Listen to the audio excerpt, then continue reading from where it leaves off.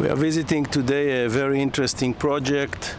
It's a 40-meter steel hull expedition vessel which was originally ordered by a client which designed it as a platform for divers for 24 passengers, which are all divers.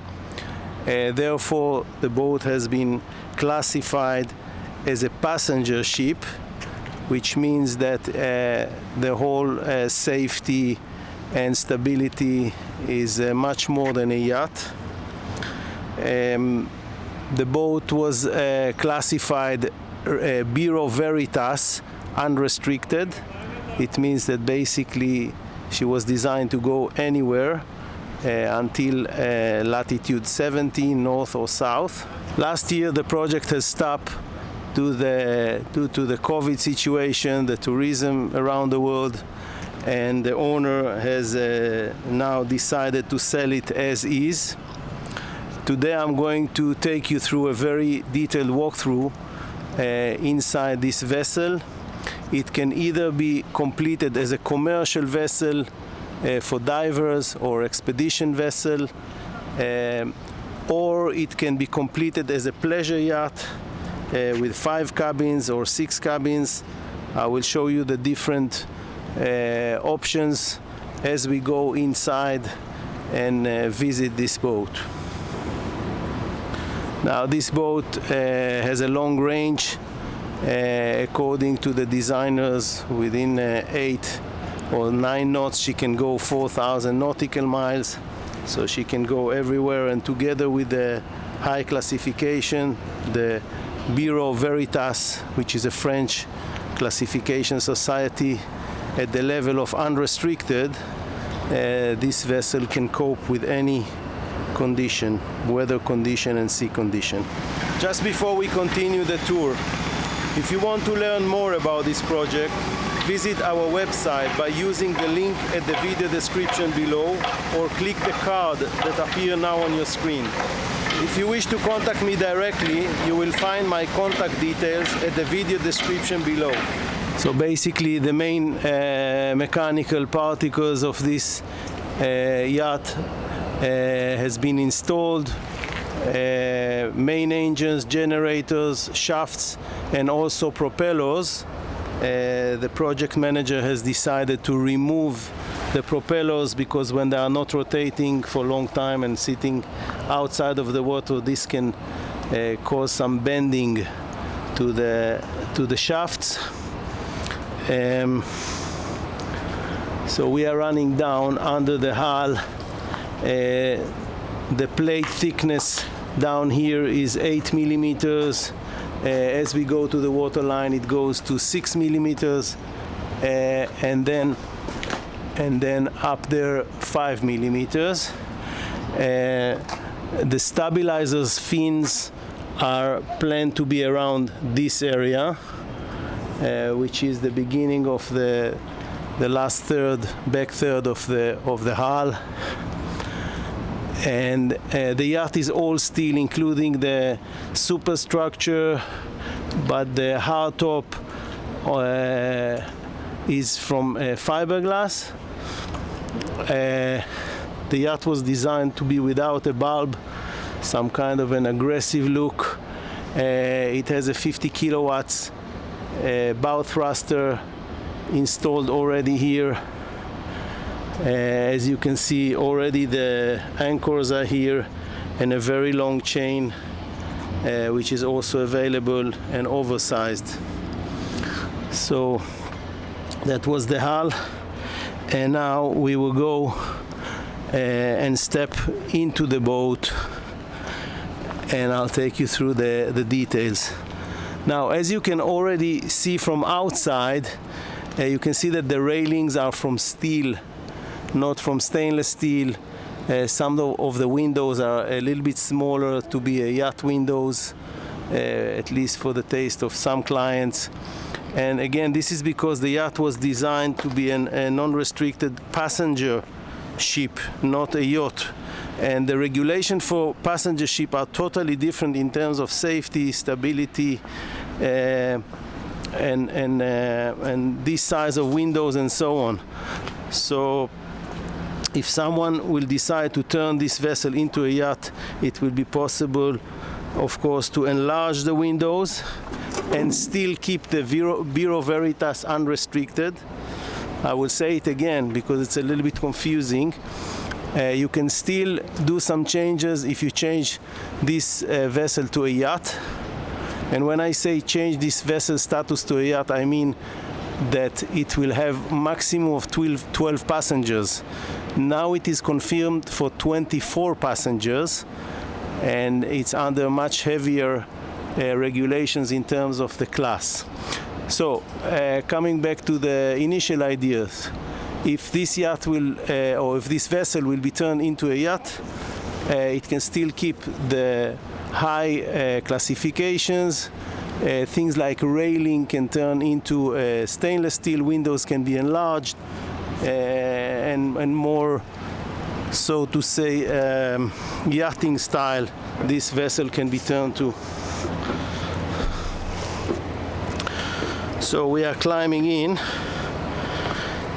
and we see the large water platform. Now this yacht is 9-meter beam, which is a huge beam, and you will see it inside. You will see the huge volume inside. It's stretched all the way there. Another thing that should be said, due to the fact that the boat is still under construction, some major changes can be done. For example, this area of deck can be cut down to be lower, dividing some of the areas can be done, and so on. Okay, so this originally was designed as a diver room. What does it mean? You see here 3 big packages of some new equipment. This equipment is professional diving compressors. So there are 2 regular and 1 for deep diving, which is mixing some other gases which are necessary for deep diving. You can now start to realize how robust is this vessel. And this big machine here at the starboard side is the air conditioning unit, and it has some piping infrastructure to provide it with salt water, seawater. Okay, we are going out from the diver's room, and we are climbing to the main deck, and we keep on climbing until the sun deck, and I will start my explanation from the sun deck. We are on the second deck. A lot of boxes here. I will explain later on what is within these boxes, and more stairs. And here we are on the sun deck.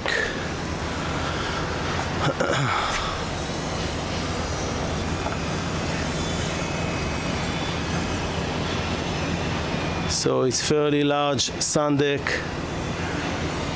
Most of it is covered by hardtop. This hardtop is from fiberglass. And this blue thing that you might think is a jacuzzi, but it's not. It is supposed to be a bar.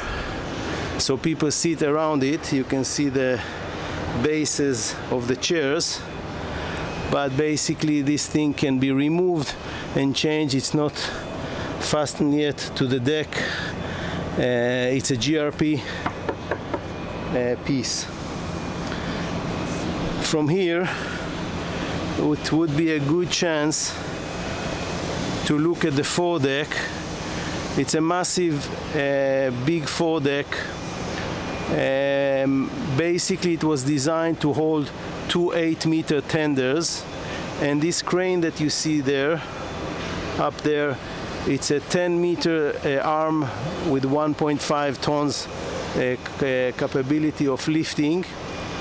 On the other hand, even a small helipad can be for a light helicopter can be placed here, or other sea equipment such as a small submarine, or as planned in the original plan for two big tenders. So we are moving back, and then again, if you see this this mast, this navigation mast, it's very commercial. So again, if this boat will be changed into a yacht style, this thing can be removed and be replaced by a much sexier mast for the electronics and navigation equipment. The sun deck is basically bare, empty, so any future owner can design anything he wishes here, sitting areas, jacuzzi, and so on. Now, just if you wonder why you see this yacht which is sitting like this, it's because we are on a slip for launching, so the whole vessel is sitting not leveled now. The bow is much higher than the stern, and this is why we are have this feeling of unleveled position for the yacht. So we are going now down, and we will be on the second deck. The main deck is one deck under, and here again there is a very large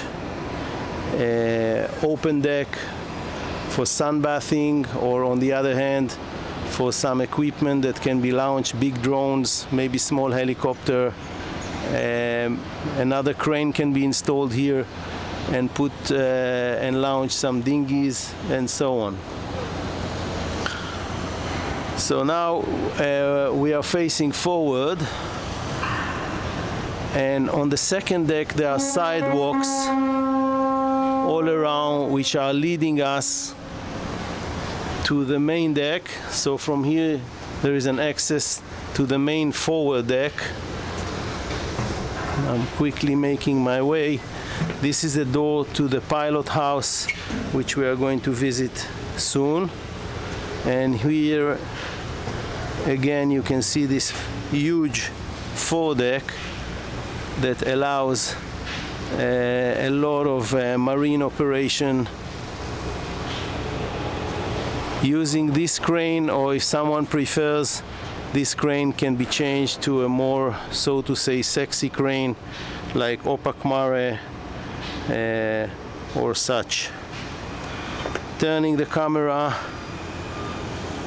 we can see how the pilot house, the wheelhouse looks, and the hardtop. Quick turn back, we can see the huge windlasses from Data. Bear in mind that again this boat was built as a commercial vessel, as a passenger ship, so everything is oversized. Even the fact that these vents are high like that, that was a requirement from the classification society, and it can be kept like that if the boat will stay in a status of passenger ship, or shortened, replaced with something more shiny and sexier if it will turn to be a yacht. We are moving back towards the stern, now on the port side, and quite convenient and wide passages. Now underneath us in the main deck there are no side passages, and you will see soon what kind of volume, internal volume, that gives.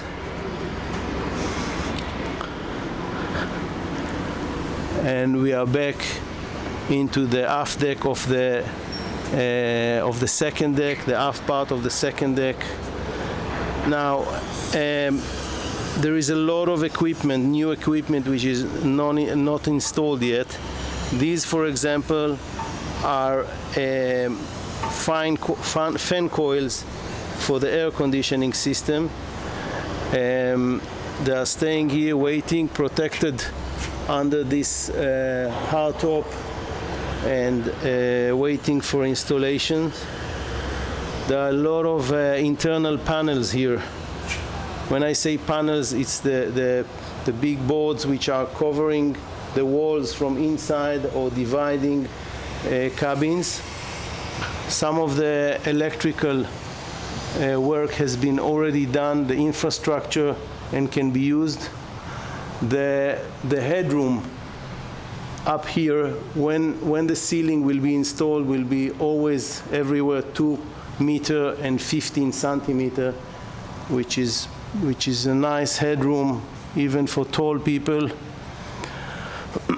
Now, in this area, few things can be done, or can be. Originally, there were 2 cabins planned here, but this area can be a master cabin on the second deck with bigger windows, and it's a very big space for a master cabin. It can be a sky lounge, or can keep or can divide 1 cabin or 2 cabins and smaller sky lounge.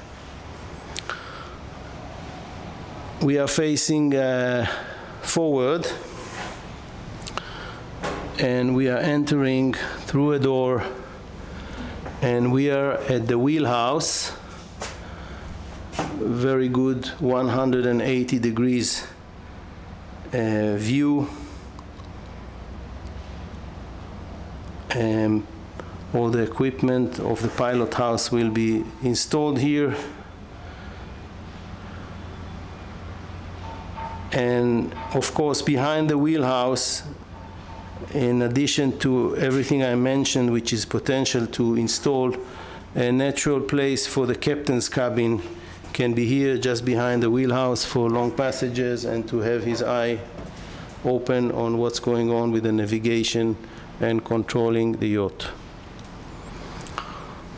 So I'm moving slowly. We don't have lighting system here. I asked the shipyard to install some lights in the lower deck, which they did, but still you can see the volume and understand the potential. Last look at the aft part of the second deck. There are 2 passages down, one from there, one from here. Now, if you want to learn more about this project, you can visit our webpage by using the link at the video description below.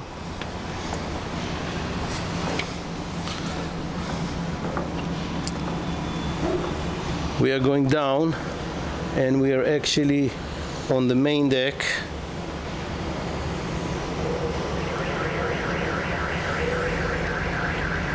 Under the stairs that I just stepped, there is an entrance to the engine room. The same on the other side. This stairway is leading to the second deck, but it's also giving the space for stairs into the engine room, which we will visit a bit later. So it's a very deep aft deck. And as I said at the beginning, some arrangements can still be changed according to the new owner's preferences and needs.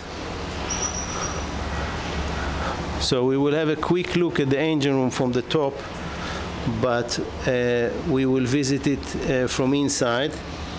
There is the starboard main engine. The machinery here is from Dorsan, is a company from South Korea. A very big company. There is a generator, starboard generator, and later on we will visit it from inside. So Still on the aft main deck, moving inside to what is supposed to be the salon or a big dining area, again according to the use of the yacht.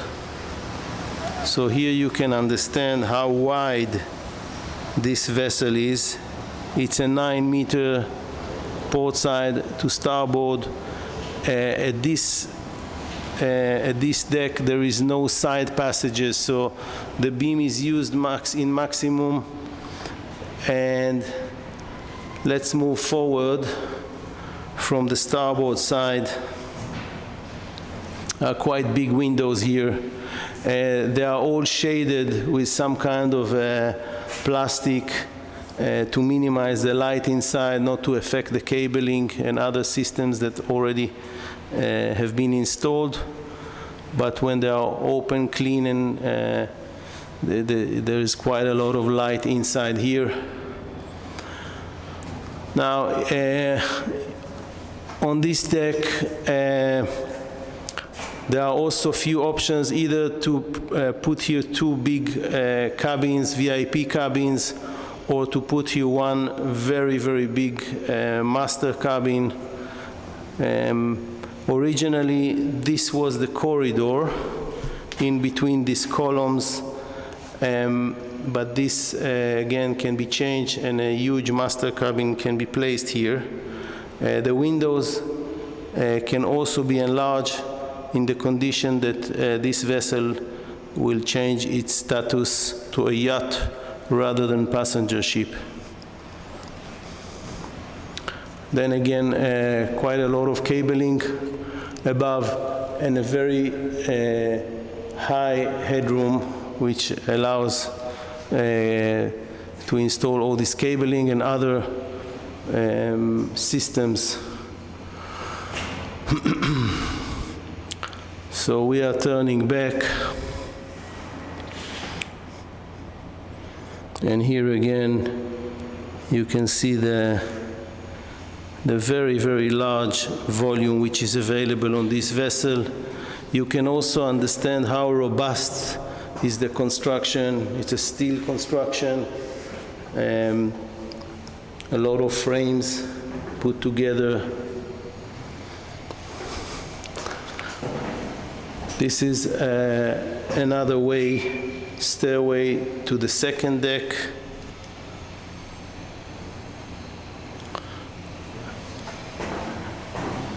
And we are moving backwards again and turning to the port side.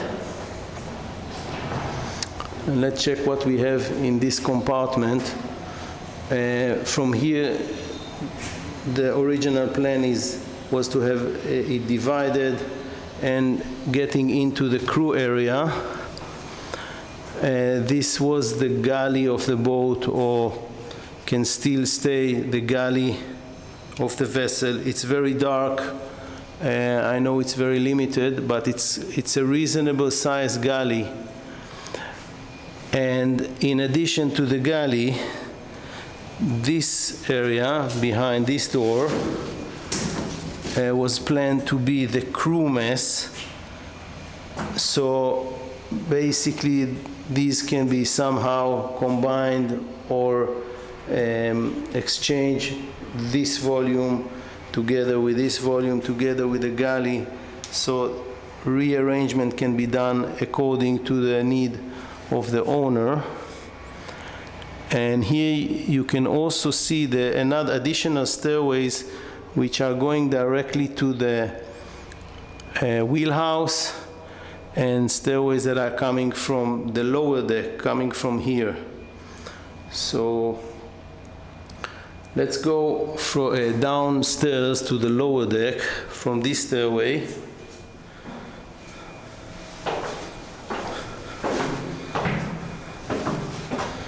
And this takes us to the crew area. This is the place where the crew supposed to have the cabins. Now basically there should be 4 cabins here. If you see the volume, it can be very large cabins together with some service area for laundry machines, ironing and so on. So the 4 cabins here will accommodate 8 crew, and the captain's cabin, if we place it on the second deck, that will make 9 crew for this boat, and that was how she was originally designed and confirmed by the Classification Society. So as we said that, I climbed again to the main deck, through the crew mess, back into the salon or dining area, and I'm moving to the starboard side, to the aft corner of it, and going down to see the space where the guest cabins are located or will be located. And here we are at this huge volume, which in normal conditions can have even 6 cabins, but placing here 4 guest cabins in a standard of yacht will be very convenient. As I said before, if we change the status of the yacht, of the vessel to a yacht, the windows can be enlarged. These kind of windows can be enlarged, and you can see this huge, massive volume that will allow to build here 4 cabins. Now, underneath us, in the middle of the ship, taking down the center of gravity, are 30,000 or 32,000 liters of fuel stored down here. This vessel has also water tanks which will hold 11,000 liters of water, and of course together with water makers and this capacity of fuel, there will be no limitation to stay at sea independent.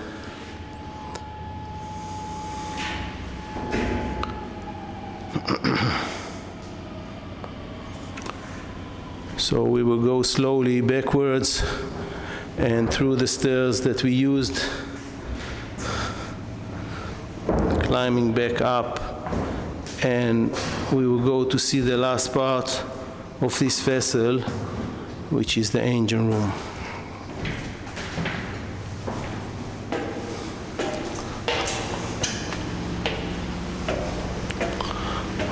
I'm going to put a lot of photos of the present condition in our website, together with the specification list of the boat. So if you want to learn more about this project, you can visit our website. It's a very good opportunity for different clients to have a project ready within a short period of time and for relatively attractive budget. So we are here on the port side, and this is the entrance to the engine room. The fact that the doors are so high, as you can see, it's like 70 centimeters from the deck, is again related to the high classification. In case that high waves will wash the decks, then the engine room will not be flooded even if the door is open.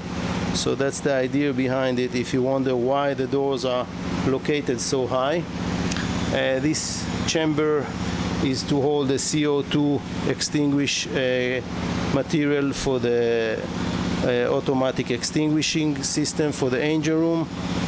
And I'm going to go down slowly, and I'm going to meet you down at the engine room.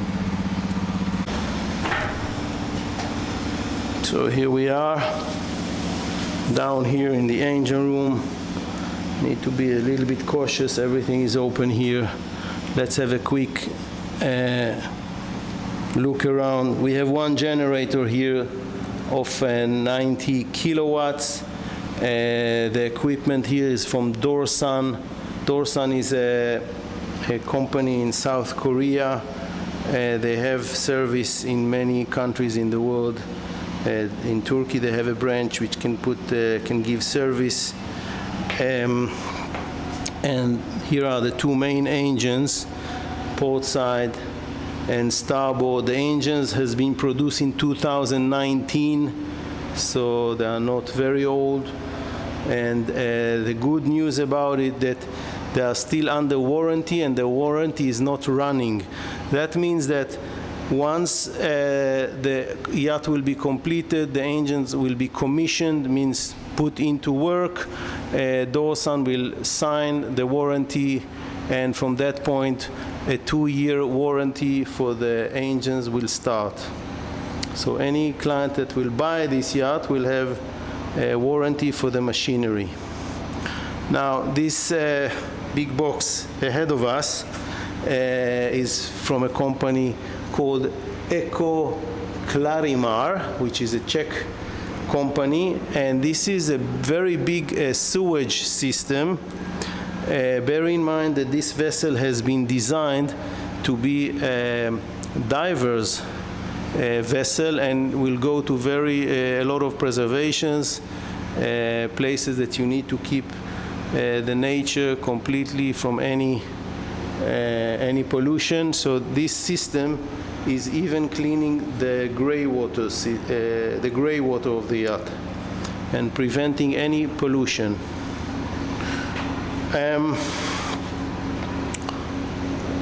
A daily tank for the diesel, and I'm sorry for speaking so slow because I'm trying not to fall into these holes while holding the camera and explaining.